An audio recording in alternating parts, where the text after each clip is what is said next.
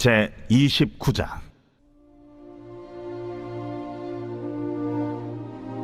네가 그들에게 나를 섬길 제사장 직분을 위임하여 그들을 거룩하게 할 일은 이러하니 곧 어린 수소 하나와 흠없는 순양 둘을 택하고 무교병과 기름 섞인 무교 과자와 기름 바른 무교 전병을 모두 고운 밀가루로 만들고 그것들을 한 광주에 담고 그것을 광주에 담은 채 그 송아지와 두 양과 함께 가져오라. 너는 아론과 그의 아들들을 회막문으로 데려다가 물로 씻기고 의복을 가져다가 아론에게 속옷과 에봇 받침 겉옷과 에봇을 입히고 흉패를 달고 에봇에 정교하게 짠 띠를 띠게 하고 그의 머리에 관을 씌우고 그 위에 거룩한 패를 더하고 관유를 가져다가 그의 머리에 부어 바르고 그의 아들들을 데려다가 그들에게 속옷을 입히고 아론과 그의 아들들에게 띠를 띄우며 관을 씌워 그들에게 제사장의 직분을 맡겨 영원한 규례가 되게 하라. 너는 이같이 아론과 그의 아들들에게 위임하여 거룩하게 할지니라.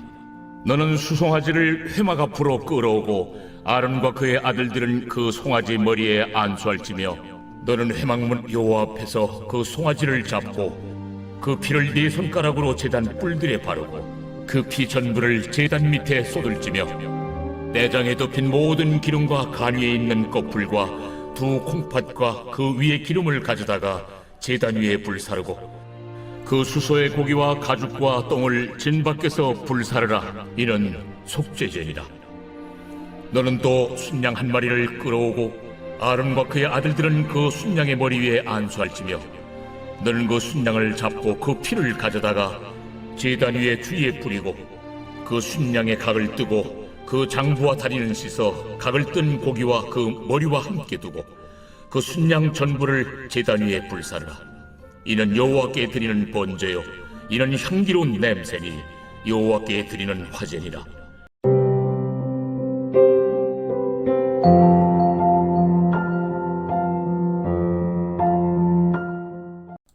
여러분 반갑습니다. 오늘도 큐티로 여는 기막힌 하루입니다. 본 말씀 출애굽기 29장 1절부터 18절의 말씀입니다. 오늘 말씀에서 하나님은 모세에게 아론과 그의 아들들의 제사장 위임식에 대한 규례를 주십니다. 오늘도 이 말씀을 통해 우리에게 주신 성령의 음성에 귀를 기울이시기 바랍니다. 자, 먼저 첫 번째로 외적 거룩에 힘써야 합니다. 자, 본문의 1절부터 8절을 보면 하나님은 이 아론과 그의 아들들의 위임식을 거행하게 하시면서 이미 미리 준비해 두었던 제사장의 의복을 입게 하십니다. 온갖 색실과 보석으로 아름답게 치장된 이 의복은 머리끝부터 발끝까지 이 제사장들의 온몸을 감싸 주었습니다. 물론 이 의복이 아론과 그의 아들들의 죄를 완전히 가려주는 것은 아니었습니다. 그럼에도 이 의복이 거룩하신 하나님 앞에 나아가는데 아주 큰 도움이 되었던 것이 사실입니다. 여러분, 분명 우리의 신앙에 있어서 이 겉으로 보여지는 모습은 신앙의 본질이라고 할 수는 없습니다. 특히 온갖 교양과 포장으로 무장된 사람들은 할 수 있는 대로 겉모습을 아름답고 멋있게 포장하여서 자신의 허물과 죄를 가리려고 힘쓰죠. 그것은 틀림없이 잘못된 것입니다. 그러나 그렇다고 우리의 외적 모습이 아무 쓸모없는 것도 결코 아닙니다. 우리의 내적 거룩은 반드시 외적인 거룩으로도 나타나게 되어 있고 또 나타나야 합니다. 특별히 하나님은 하나님의 자녀된 우리 모두를 거룩한 제사장으로 임명하셨습니다. 그래서 베드로전서 2장 9절 말씀에 하나님이 우리를 왕같은 제사장으로 삼으셨다라고 하죠. 그리고 제사장 된 우리에게 하나님의 아름다운 덕, 즉 구원의 은혜를 선포하는 사명을 주셨다고 합니다. 그렇습니다. 우리는 이 세상과 하나님을 연결하는 중재자입니다. 그러므로 우리는 우리의 존재를 통해 하나님이 살아계심을 보이고 나타내야 될 이 거룩한 사명을 잘 감당해야 하는 것입니다. 그러므로 우리는 나의 말과 행동, 그리고 작은 눈빛 하나에도 예수 그리스도를 담기를 힘써야 하는 것이죠. 아마 우리 성도님들 중에서는 나이가 40이 되면 자기 얼굴에 책임을 져야 한다라는 말을 들어보신 적이 있으실 것입니다. 그런데요, 이 말을 한 사람이 다름 아닌 에이브럼 링컨이라는 사실은 아마 잘 모르실 것입니다. 그가 이 미국의 16대 대통령으로 재임하던 중의 이야기입니다. 그가 대통령이 되고 장관을 뽑게 되었는데요. 그러던 중 측근으로부터 아주 유능한 사람을 추천받게 되었습니다. 그런데 그 사람을 면접 본 링컨은 그를 뽑지 않기로 결정했습니다. 이유가 무엇인가 하니까 그의 얼굴이 마음에 들지 않는다는 것이었습니다. 이 소식을 들은 측근은 링컨에게 이렇게 말합니다. 얼굴은 부모로부터 타고난 것인데 본인에게는 책임이 없는 것 아닙니까? 그때 링컨이 이렇게 대답했습니다. 아니요. 세상에 처음 나올 때는 부모님이 만들어준 얼굴이지만 그 다음부터는 자신이 얼굴을 만드는 것이요. 그리고 이어서 링컨은 그 유명한 명언을 남기죠. 나이 40이 넘으면 누구나 자기 얼굴에 책임을 져야 한다. 여러분, 저는요 정말 이 말에 100% 동감합니다. 대부분 아시겠지만 저는 일란성 쌍둥이입니다.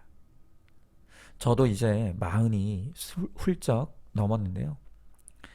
제가 어릴 적에는 저와 제 쌍둥이 형님이 정말 똑같다는 말을 참 많이 듣고 자랐습니다. 물론 지금도 언뜻 보시는 분들은 많이 닮았다는 말들을 하십니다.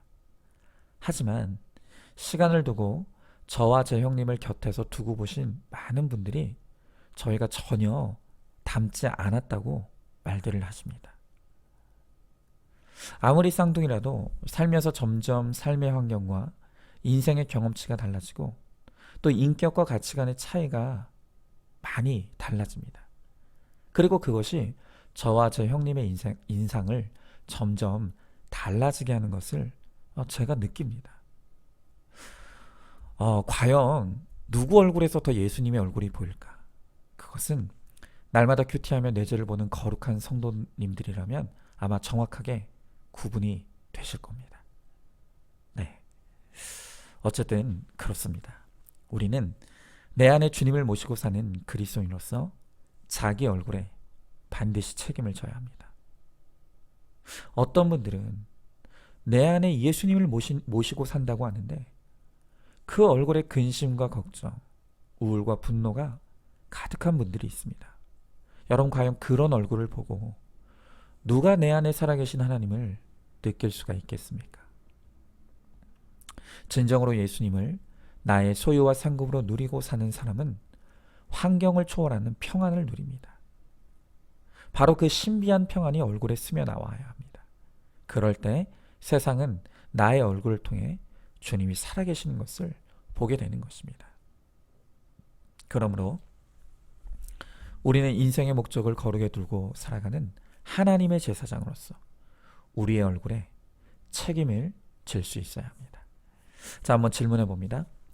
나의 몸이 예수님을 모신 거룩한 성전이라는 것을 알고 있습니까?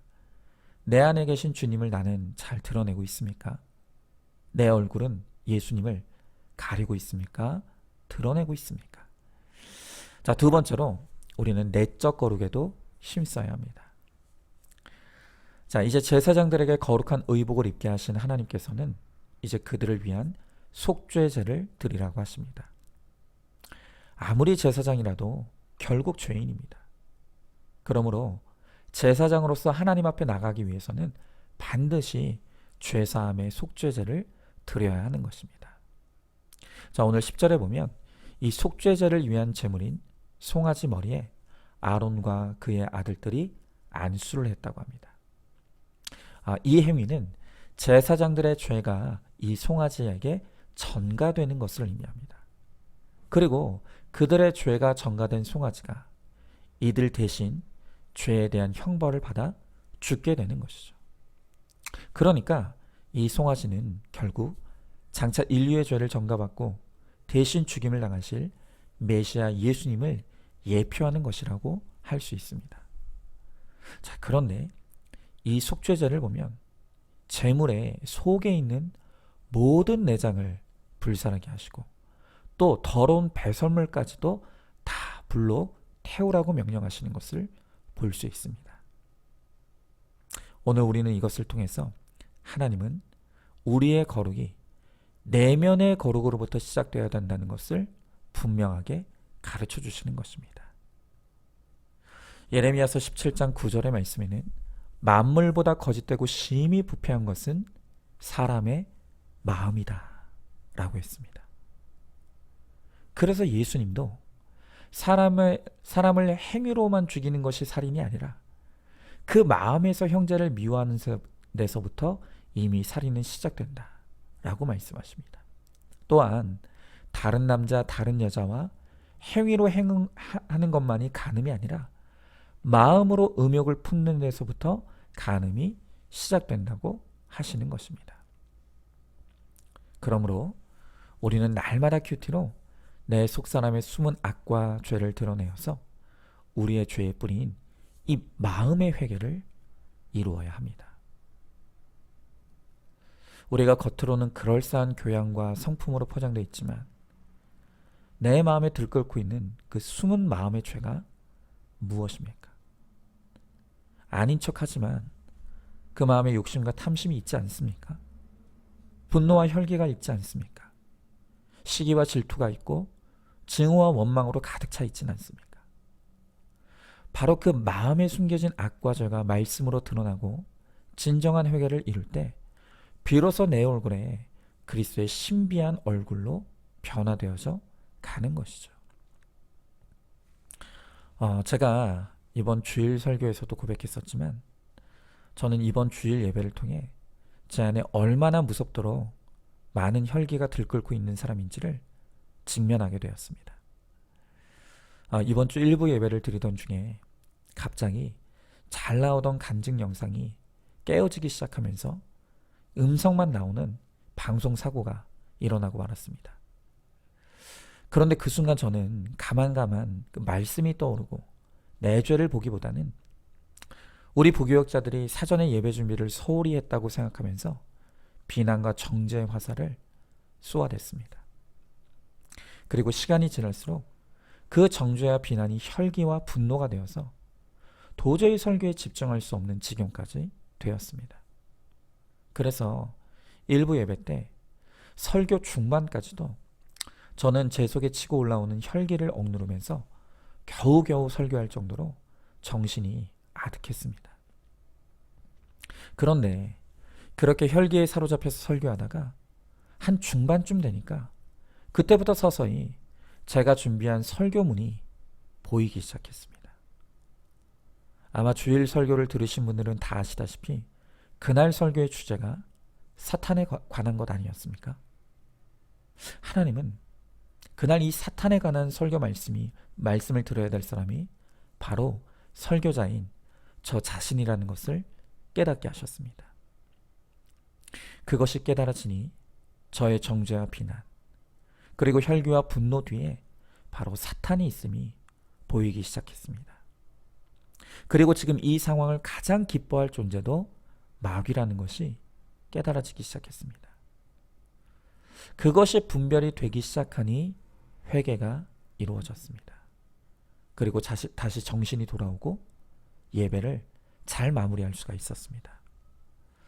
예배가 마친 후에 차분한 마음으로 방금 전에 그 사고가 어떻게 된 상황인지를 물어보니까 우리 부교역자들은 하나도 잘못한 게 없었습니다.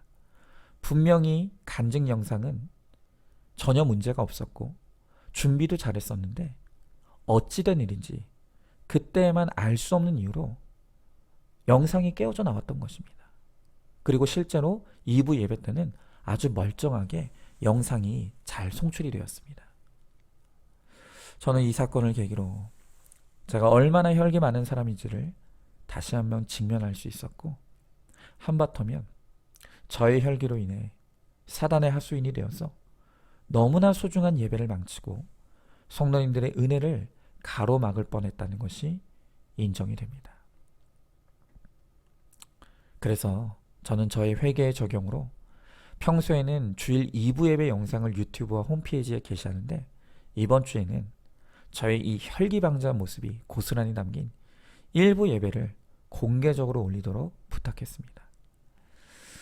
저는 이 한 주 동안 그 영상 속에 있는 제 모습을 스스로 보면서 회개하는 한 주를 보내려고 합니다. 우리 성도님들께 너무 죄송하고 앞으로 또 이런 일이 반복되지 않도록 저의 혈기를 날마다 말씀으로 드러내고 회개하며 나아가도록 하겠습니다. 여러분, 저는 이 사건 전에는요, 제가 이 혈기가 통제되지 않아 설교를 못할 지경이 되리라고는 생각도 해본 적이 없습니다. 그러나 이번 일을 통해서 역시 100% 죄인인 우리가 나는 아니라고 장담할 수 있는 죄는 없다는 것을 깨닫게 되었습니다. 우리는 날마다 큐티와 설교 그리고 간증을 통해 나의 마음에 숨은 악과죄를 드러낼 뿐만이 아니라 아직까지 드러내지 않은 죄라 할지라도 앞으로 얼마든지 내가 어떤 죄라도 빠질 수 있다는 이 두려움으로 우리의 죄를 경계하여서 내적 거룩을 날마다 이루기에 힘쓰시길 바랍니다. 자, 한번 질문해 봅니다. 행동으로 옮기지 않았으니 마음속으로 지은 죄는 죄가 아니라고 생각하고 있지는 않습니까? 나는 적어도 이런 죄는 짓지 않았다 하며 장담하고 있지는 않습니까? 날마다 말씀으로 나의 마음에 숨은 악과 죄를 보며 회개를 이루시기 바랍니다. 자, 마지막 세 번째로 거룩의 결론은 죽어짐입니다. 자, 이제 제사장들로 하여금 의복을 입고 속죄제를 드리게 하신 하나님께서 이제 번제를 드리게 하십니다. 이 번제는 하나님께 드리는 감사의 예물이라고 할 수 있습니다. 하나님은 이 번제를 통해 제물을 잡아 온몸을 각을 뜨고 깨끗하게 씻어서 그 전부를 제단 위에 불로 사르라고 하십니다. 그러면 하나님은 그것을 향기로운 제물로 받으신다고 합니다. 여러분, 하나님은 당신의 아들이신 예수 그리스도께서 십자가에 드린 그 번제를 향기롭게 받으셔서 우리 모두를 살리셨습니다. 마찬가지로 하나님은 우리가 내 가정의 구원을 위해 나 자신을 번제물로 드리며 죽어짐을 이룰 때 나의 삶을 향기로운 제물로 받아주시고 내 가정의 구원을 들고 찾아와 주십니다. 자, 그렇다면 오늘 우리가 내 가정의 구원을 위해 하나님께 번제물로 태워드려야 될 그것이 구체적으로 무엇이 있을까요? 물론 여러 가지가 있지만 저는 다시 한번 우리가 언급해야 될 것이 바로 우리의 혈기라고 생각합니다. 제가 방금 전에 저의 혈기의 악을 고백했지 않습니까? 정말 이 혈기야말로 많은 사람을 죽이는 무서운 악이라고 생각합니다. 그래서 이 시대의 최고의 순교는 혈기내지 않는 것이라고 우리가 얼마나 외칩니까? 우리 가정을 위해 오늘도 내가 내 남편과 또 아내, 또 자녀, 부모에 대하여 혈기를 내지 않는 순교의 번제를 드릴 때 하나님께서 나를 통해 내 가정에 구원을 들고 찾아와 주십니다.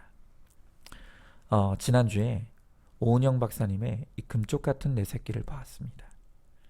거기에는 중2병에 단단히 걸린 한 소년이 등장했습니다. 이 소년은 강압적으로 자신을 통제하고 체벌하는 이 부모님에게 분노하면서 화풀이로 친구들에게 아주 무서운 욕설을, 부모님을 욕하는 욕설을 문자로 친구들에게 보냈습니다.